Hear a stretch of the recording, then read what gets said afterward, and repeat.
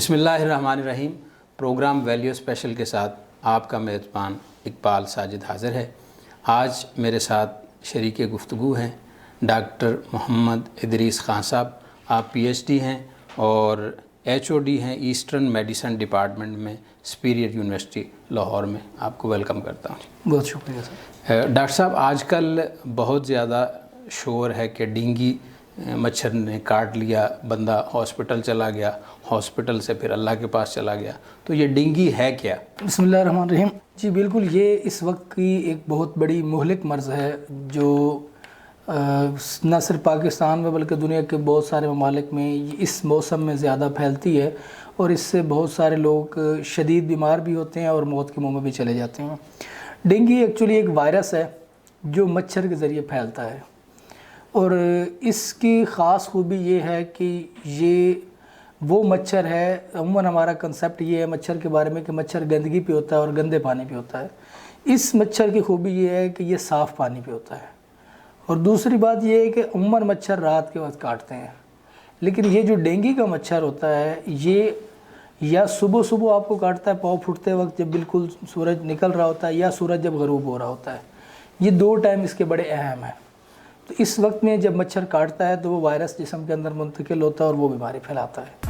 یہ dengue virus ہے۔ اسٹیگننٹ water پہ زیادہ نہیں پایا جاتا یہ؟ اسٹیگننٹ واٹر، لیکن صاف واٹر، صاف ہونا صاف چاہیے۔ گملے میں ہو، آپ کے واٹر کولر میں ہو، ٹھیک ہے نا، کسی ایسی یہ جو پنچر وغیرہ لگاتے ہیں وہ رکھتے ہیں اپنے ساتھ، ٹائروں کے اندر، جی بالکل ٹائروں کے اندر صاف پانی رکھتے ہیں، یا کسی بھی جگہ پہ اگر صاف پانی کھڑا ہے تو وہ جیسے یہ ایکویریم وغیرہ بناتے ہیں وہ خراب ہوں، یا کوئی اس طرح کی ایسی جگہ جہاں یہ پول وغیرہ ہوتے ہیں، یا پھر یہ فوارے شوارے جو چوکوں پہ لگے ہوتے ہیں، ایسی جگہوں پہ جہاں صاف پانی ہو وہ وہاں پہ یہ مچھر گرو کرتا ہے۔ یہ ڈینگی وائرس جو ہے یا ڈینگی مچھر جو ہے یہ کس عمر کے لوگوں کو زیادہ کاٹتا ہے، اور اس کی ابتدائی علامات کیا ہیں؟ دیکھیے، مچھر جو ہے اس کے ساتھ عمر کا کوئی تعلق ہی نہیں ہے، جو اس کے ٹارگٹ میں آ جائے گا یہ اس کو نقصان پہنچا سکتا ہے۔ وہ چاہے بچہ ہو، چاہے بڑا ہو، چاہے عورت ہو، چاہے مرد ہو، چاہے بوڑھا ہو، چاہے جوان ہو، وہ جس بھی عمر کے لوگ اس کی نرغے میں آ جائیں گے یہ ان کو جکڑ لے گا۔ تو لہٰذا اس کے لیے اس کو صرف ایک سپیس چاہیے جہاں پہ اس نے ڈنگ مارنا ہے، وہ سپیس اس کو مل جائے گی تو وہ وہاں پہ جیسے ہی اپنا وہ پلازموڈیم منتقل کرے گا تو وائرس کی گروتھ شروع ہو جائے گی۔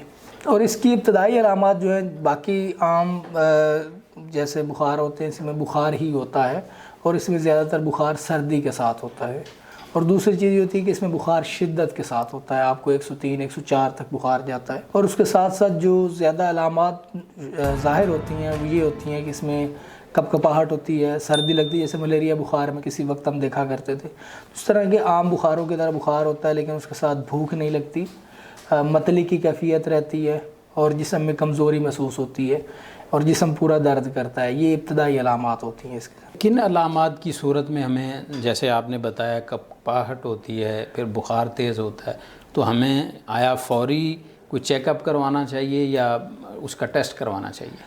دیکھیے، جو اس کا گولڈ سٹینڈرڈ ہے جس کے اوپر ہم ڈینگی کو ایویلویٹ کرتے ہیں، اس میں یہ ہے کہ سب سے پہلے 2 دن جب بخار کو ہو جائیں تو ہم لازمی اس کو سسپیکٹڈ کیس ڈال دیتے ہیں ڈینگی میں۔ اس کے بعد اس کا ٹیسٹ کروانے کے بعد اس کی کنفرمیٹری ٹیسٹ ضروری ہے کہ آیا ڈینگی پازیٹیو ہے یا نہیں ہے۔ مطلب 2 دن اگر آپ کو لگاتار بخار رہا ہے یا 2 دن سے بخار ہو رہا ہے تو پھر آپ اس کا ٹیسٹ لازمی کروائیں، کیونکہ یہ بخار اٹ سیلف اتنا زیادہ افیکٹو نہیں، اتنا زیادہ نقصان دہ نہیں، لیکن بخار اگر یہ وائرس سٹے کر جاتا ہے اور 2 دن کے بعد یا 4 دن کے بعد جب بخار ختم ہوتا ہے اس کے بعد اس کی علامات زیادہ شدید ہو جاتی ہیں۔ ڈینگی کنفرم ہونے کی صورت میں کن احتیاطی تدابیر کو مد نظر رکھنا چاہیے؟ دیکھیے، ڈینگی کا ایز سچ ٹریٹمنٹ کوئی نہیں ہے، ہمارے ملک پاکستان میں بھی نہیں ہے، انٹرنیشنلی بھی نہیں ہے۔ تو اب اگلا مسئلہ کیا ہے کہ ڈینگی کے بعد ہمیں کرنا کیا ہے؟ ایک تو یہ وائرس ہے، اس نے اپنا ایک خاص اثر دکھانا ہوتا ہے، لیکن جو ڈینگی ہے اس سے دوسرے لوگوں کو بچانا بہت ضروری ہے۔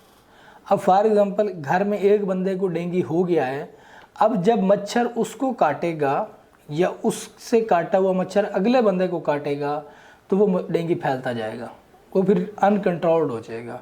تو لہٰذا جیسے ہی کسی بندے میں علامات پازیٹیو ہوں یا پھر اس کا ٹیسٹ پازیٹیو آ جائے ڈینگی کا، اب اس کا مچھردانی سے باہر نکلنا بند کر دیں، اس کو مچھردانی سے باہر بالکل نہ نکلنے دیں، اس کو کنٹرول رکھیں، ایسی جگہ پہ اس کو لازمی رکھیں، اور اس کے ارد گرد مچھر روکنے کے جتنے طریقہ کار ہیں، جیسے کوئی آپ اگر میٹ وغیرہ چلاتے ہیں، کوئی سپرے وغیرہ کرتے ہیں، جو بھی مچھر سے بچاؤ کے احتیاطی تدابیر ہیں وہ ساری اپنائیں کہ اب اس بندے کو کوئی مچھر نہ کاٹے، جو ہونا تھا وہ تو ہو چکا، اب اس سے آگے ایپیڈیمکس جو ہیں وہ ہم روک سکتے ہیں اس کی، کیونکہ جب اس کو مچھر کاٹے گا پھر وہ جس چیز کو کاٹے گا پھر اس سے آگے زیادہ کام بڑھتا جائے گا، کیونکہ اس میں ایک دفعہ ڈینگی وائرس آ چکا ہے، تو اس میں پھر وہ آگے صورتحال بڑھتی جائے گی۔ یہ ڈینگی کی پیچیدگیاں کس طرح بڑھتی ہیں آگے سے آگے؟ دیکھیں، جیسے آپ نے سٹارٹ میں ابتدا میں بات کی ہے کہ ڈینگی سے لوگ موت کے منہ میں جا رہے ہیں، دیکھیے ڈینگی ظاہری طور پہ صرف ایک بخار ہے جیسے عام بخار ہوتے ہیں، لیکن اس کے بعد لوگ موت تک کیسے چلے جاتے ہیں یا زیادہ پیچیدگیوں میں کیسے چلے جاتے ہیں، اس چیز کو سمجھنا بڑا ضروری ہے۔ دیکھیے ڈینگی جو ہے یہ وائرس آپ کی جسم کی جو ہائیڈریشن ہے اس کو ختم کر دیتا ہے، آپ کا جسم جو ہے وہ بالکل خشکی کی طرف چلا جاتا ہے۔ آپ نے اکثر سنا ہوگا کہ ڈینگی میں پلیٹلیٹس گر گئے ہیں، بالکل ایسے اکثر یہی ہے نا، اور ہم اکثر یہی سنتے ہیں کہ ڈینگی میں پلیٹلیٹس گر گئے ہیں۔ پلیٹلیٹس گرے ہیں تو اس کے پیچھے کیا ریزن ہو سکتی ہے، کیسے پلیٹلیٹس گر سکتے ہیں؟ اور یہ آپ کے پروگرام کے توسط سے میں ناظرین کو بتا دوں کہ جو ہمارے خون کے سیلز ہوتے ہیں یہ ہمارے ہڈیوں میں بنتے ہیں، بون میرو جو ہمارا ہڈیوں کا گودا ہوتا ہے وہ سیلز بناتا ہے، تو ڈیفینیٹلی پھر پلیٹلیٹس بھی وہاں بنتے ہیں نا، اور بونز کی جو ورکنگ ہے اس کے لیے آپ کی باڈی کے اندر واٹر کا کنٹینٹ بہت اہم رول پلے کرتا ہے۔ جیسے ہی آپ ڈینگی کا بخار آپ کو 2 سے 4 دنوں کے اندر ختم ہو جاتا ہے، لیکن اس کے بعد شدید قسم کی ڈی ہائیڈریشن ہوتی ہے کہ آپ پانی پی بھی رہے ہیں لیکن پیاس نہیں بجھ رہی، بلکہ آپ پانی پیتے ہیں تو آپ کو پانی بھی کڑوا لگتا ہے، آپ جوسز پیتے ہیں آپ کے منہ کا ٹیسٹ نہیں ہوتا، تو واٹر کنٹینٹ جو ہے وہ بہت کم رہ جاتا ہے آپ کی باڈی میں، اور آپ کی زبان خشک ہوتی ہے، گلا خشک ہوتا ہے، آپ پانی پیتے جا رہے ہیں لیکن پھر بھی آپ کا وہ زبان اور ہونٹ تر نہیں ہو رہے، کیونکہ جسم میں پانی کی شدید قلت ہو گئی ہے۔ پانی کی شدید قلت ہوئی ہے تو اس کی مطلب ہے کہ بون اور بون میرو اپنا فنکشن نہیں کر رہے، بون اور بون میرو اپنا فنکشن نہیں کریں گے تو نہ صرف پلیٹلیٹس بلکہ باڈی کے دوسرے بلڈ سیلز بھی جو ہیں وہ ویک ہونا شروع ہو جائیں گے۔ لہٰذا اس صورتحال میں ہمیں یہ علامات جو ہیں ان کو ریکور کرنے کی فوری ضرورت ہوتی ہے۔ یہ ایک تو یہ مریض ہوتا ہے، آپ کو پتہ مریض کسی بھی قسم کا ہو اس کا کچھ بھی کھانے پینے کو دل نہیں کرتا، تو ہمیں ایسے مریض کی جو ہے وہ ان علامات پہ نظر رکھتے ہوئے اس کی ریکوری کے لیے ہمیں بہت سارے ٹھوس اقدامات اٹھانے ہوتے ہیں تاکہ اس کی بونز، اس کے باڈی کے اندر پانی کا جو کنٹینٹ ہے وہ بہتر ہو سکے، اس کی ویکنس بہتر ہو سکے، اس کے مسلز بہتر ہو سکیں، اس کے لیے پھر ہم بہت سارے آگے سٹیپس لیتے ہیں۔ ڈاکٹر صاحب ایک پیشنٹ آیا، اس نے اپنا چیک اپ کروایا تو پتہ چلا کہ ڈینگی ڈائگنوز ہو گیا ہے، اب اس کے پلیٹلیٹس کی تعداد ہے 50,000، ہاسپٹل والے کہتے ہیں اس سے کم ہوں گے تو ہم ایڈمٹ کریں گے آپ گھر جا کے، تو اس کے لیے آپ کیا ریکمینڈ کریں گے؟ بالکل میں یہی کہنا چاہوں گا کہ دیکھیں میں نے آپ کو پہلے بتایا کہ ڈینگی کا کوئی ٹریٹمنٹ تو ہے ہی نہیں نا، اگر آپ یہ کہیں کہ ٹپیکلی کہ یہ گولی ہے ڈینگی کی صورت میں یہ گولی کھانی ہے، ایسا تو ہے ہی نہیں۔ ڈینگی کی صورت میں ہاسپٹل بھی کیا کرتا ہے، ہاسپٹل ایک تو آپ کو کوارنٹائن کرتا ہے، آپ کا باقاعدہ جو سیپریٹ ڈینگی وارڈ بنے ہوتے ہیں اس میں صرف مچھردانیاں لگی ہوتی ہیں۔ آپ مینٹل سیٹسفیکشن ہے انسان نہیں مینٹل سیٹسفیکشن سے علاوہ میں بتاتا ہوں نا آپ کو، مینٹل سیٹسفیکشن تو ڈیفینیٹلی ہر مریض کی ہوتی ہے کہ میں اب ڈاکٹرز کے ہاتھوں میں آ گیا ہوں، میں سیف ہوں اب یہ وہ، لیکن وہ ایک تو وہاں پہ ہم مچھردانیاں لگاتے ہیں، باقاعدہ سیپریٹ رکھتے ہیں، ان کی جالی دار کپڑا لگاتے ہیں تاکہ مچھر ان کو نہ کاٹے تاکہ آگے نہ پھیلے، ٹھیک ہے، ایک تو یہ کام۔ دوسرا جو بھی میں نے کہا کہ اس کے اندر پانی کی مقدار کم ہو جاتی ہے تو وہ پانی کی جو ڈرپس ہیں وہ ہم لگاتے رہتے ہیں، ٹھیک ہے، جس کے ذریعے ہم اس کا واٹر کنٹینٹ بہتر کرتے ہیں۔ تو اس سے بہتر یہ ہوتا ہے کہ اگر جس کو ڈینگی کنفرم ہو گیا ہے تو اس کے بعد اس کی آپ غذائی جو تبدیلیاں ہیں وہ کریں، اس کو زیادہ سے زیادہ لیکوڈز دیں، اس میں آپ لسی، جوس، دودھ، ٹھیک ہے، اس کے علاوہ مشروبات مختلف قسم کے، تو وہ چیزیں جو ہیں وہ اس کو دینا شروع کریں تاکہ اس کی باڈی کے اندر کنٹینٹ واٹر کنٹینٹ پورے ہوں۔ اور دوسری بات اس کی غذاؤں کے اندر جو آئلی غذائیں ہیں وہ بڑھانے کی ضرورت ہوتی ہے، آپ ان کو زیتون کا تیل، بادام کا تیل، اس کو آپ آلمنڈ آئل بھی کہتے ہیں، اولیو آئل ہو گیا، ٹھیک ہے، اس طریقے کے علاوہ دیسی گھی، مکھن، اور شہد، اس کے ساتھ مچھلی، اس طرح کی جو ہیلدی ڈائٹس ہیں وہ دینا اس کو شروع کریں گے. اس کی غذا میں یہ چیزیں بڑھاتے جائیں گے، جس سے اس کے مسلز کی ویکنس، اس کی بونز کی ویکنس، اس کی باڈی کی ڈی ہائیڈریشن وہ جیسے جیسے ریکور ہوگی وہ ان علامات سے ریکور ہو جائے گا.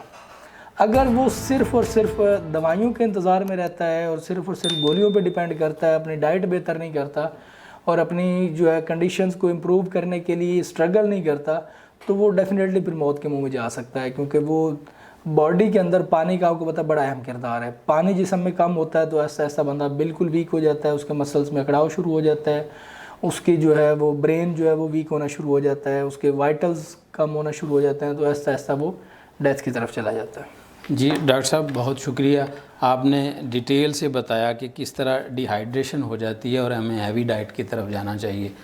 لیکن بعض اوقات ہوتا ہے جب پیشنٹ تو بیمار ہوا ہے، اس کا تو کھانے کو جی نہیں چاہ رہا، تو اس کے لیے پھر آپ کیا ریکمینڈ کریں گے؟ جی بالکل، میں نے پہلے بھی کہا کہ پیشنٹ کا ایک تو کھانے کو جی نہیں چاہ رہا ہوتا، اور دوسرا اس کا زبان کا ذائقہ ہی نہیں ہوتا، اس کا حلق کا ذائقہ بھی کڑوا ہوتا ہے. یہ تو آلموسٹ ہمارے یہ جو وائرل ہوا تھا پہلے کرونا میں کووڈ میں بھی ایسے ہی تھا. لیکن وائرل ڈیزیزز جب ہوتی ہیں، جب وائرس ہوتا ہے، وہ چاہے کرونا کا وائرس ہو، ہیپاٹائٹس کا وائرس ہو، ڈینگی کا وائرس ہو، اس طرح کی جو بھی وائرس ہوں، وہ وائرل ڈیزیزز میں یہ کنڈیشنز آتی ہیں.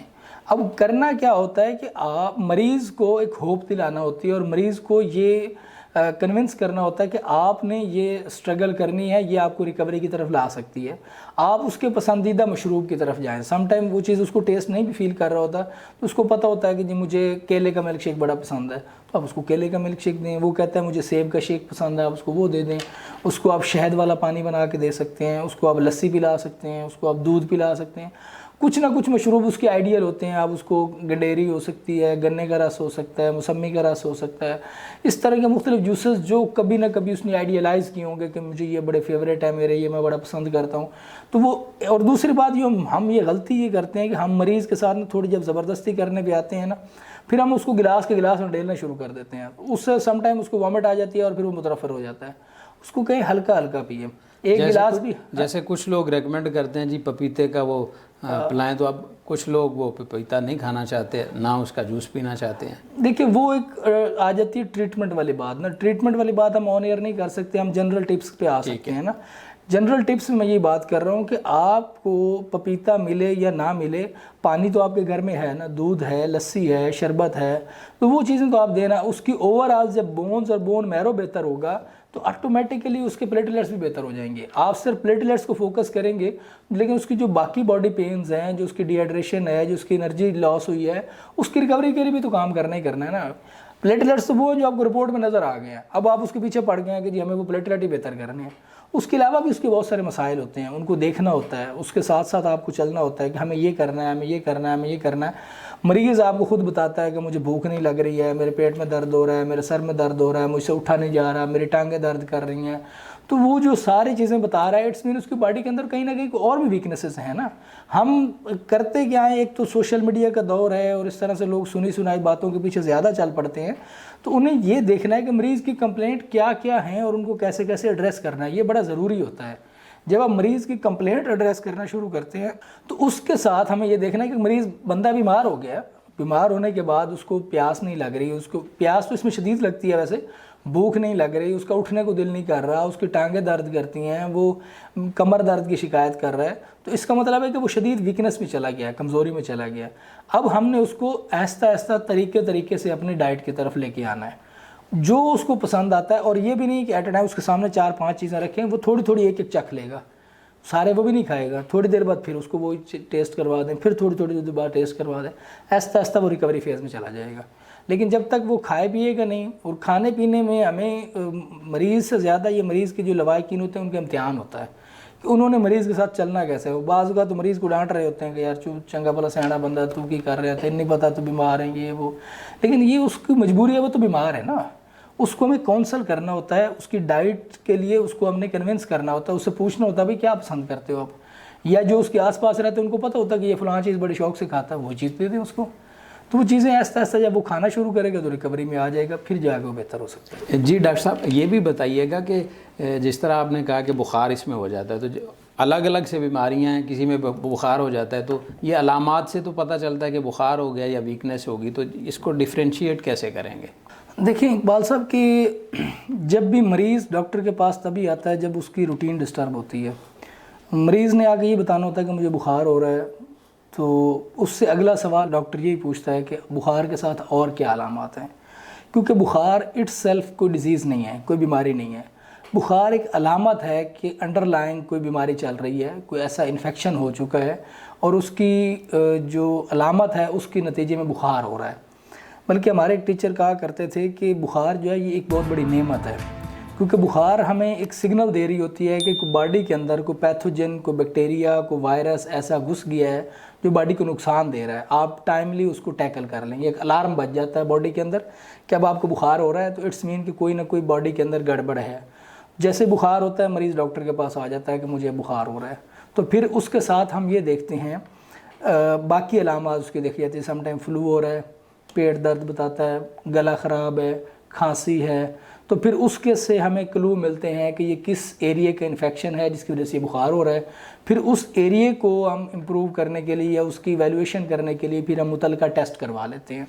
فار ایگزامپل ایک بندے کو پچھلے 3 دن سے بخار ہے اور ساتھ کھانسی بھی ہے، تو اٹس مین کو چیسٹ انفیکشن ہے. پھر ہم اس کے چیسٹ کا ایکس رے کروا لیں گے، ساتھ کچھ بلڈ ٹیسٹ ریکمنڈ کر دیں گے، اس سے ہمیں اندازہ ہو جائے گا کہ کون سا بخار ہے اس کو. سیم اس طرح جیسے ہم نے ڈینگی کی بات کی، ڈینگی میں بتائے گا کہ مجھے بخار ہے لیکن ساتھ سردی ہے، تو وہ سردی کی وجہ سے ہمارا ڈینگی کی طرف دھیان جائے گا، پھر ہم ڈینگی کا ٹیسٹ کروا لیں گے.